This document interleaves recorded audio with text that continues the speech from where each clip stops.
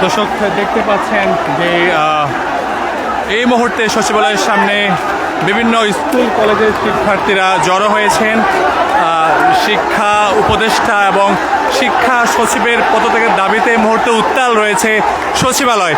ঘটনার স্থলে এরই মধ্যে আমরা দেখেছি সেনাবাহিনী এসেছেন এবং পুলিশ সদস্যরা আগে থেকে রয়েছেন এই স্থানটিতে, কিন্তু আমরা দেখতে পাচ্ছি এখানে উত্তেজনা ছড়াচ্ছে এবং নানা ধরনের তারা স্লোগান দিচ্ছেন এই মুহূর্তে ঠিক সচিবালয়ের সামনে, এবং ছড়িয়ে ছিটিয়ে কয়েক হাজার শিক্ষার্থী ঠিক এই মুহূর্তে সচিবালয়ের যে মূল ফটকগুলো সেই ফটকগুলোর সামনে রয়েছে এবং সেনাবাহিনীর সদস্যরা তাদেরকে শান্ত করার চেষ্টা করছেন। আমরা রয়েছি এই মুহূর্তে সচিবালয়ের সামনে যে সড়ক, অর্থাৎ সেই সড়কে তারা রয়েছেন। তারা বলছেন যে শিক্ষা সচিব ও যিনি শিক্ষা উপদেষ্টা রয়েছেন তারা তার পদত্যাগ দাবি করছেন। মূলত গতকাল উত্তরায় মাইলস্টোন স্কুল অ্যান্ড কলেজের বিমান বিধ্বস্তর ঘটনার পরেও আজ যে এইচএসসি পরীক্ষা সেটি গতকাল রাতে স্থগিত না করার ফলে সেটি মধ্যরাতে স্থগিত করেছে এবং সেই প্রেক্ষিতে শিক্ষার্থীরা বলছেন যে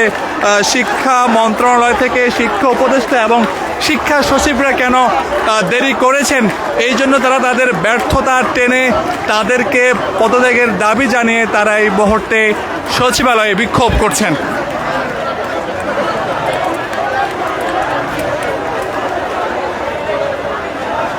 দর্শক আমরা একটু দেখাই আপনাদের, এই পাশেও আইন শৃঙ্খলা বাহিনীর সদস্যরা রয়েছে এবং অপরদিকে ব্যারিকেড দিয়ে কিন্তু সেনা সদস্য এবং পুলিশ বাহিনীর সদস্যরাও রয়েছে এবং বেশ কিছু শিক্ষার্থী ছড়িয়ে ছিটিয়েও রয়েছে, আমরা এমনটি দেখতে পাচ্ছি। এবং শিক্ষার্থীরা বলছেন যে শিক্ষা উপদেষ্টা এবং শিক্ষা সচিব তারা এই দুইজনের পদত্যাগ তারা দাবি করছেন। আমরা এখানে পুলিশের ঊর্ধ্বতন কর্মকর্তাদের দেখতে পাচ্ছি, সেই সঙ্গে সেনাবাহিনীর সদস্য যারা রয়েছেন তারাও কিন্তু ঠিক এই মুহূর্তে সচিবালয়ের সামনে রয়েছে এবং উত্তেজনাকর একটি পরিবেশ তৈরি হয়েছে এই মুহূর্তে সচিবালয়ের সামনে।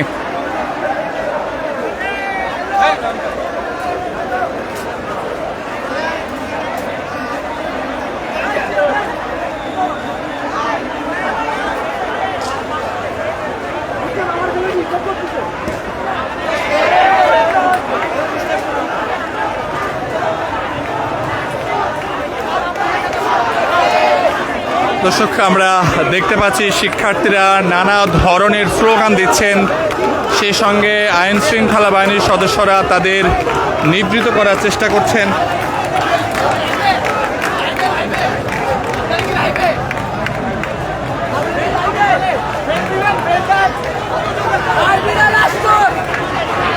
আমরা একটু কথা বলতে চাই কয়েকজন শিক্ষার্থীর সঙ্গে।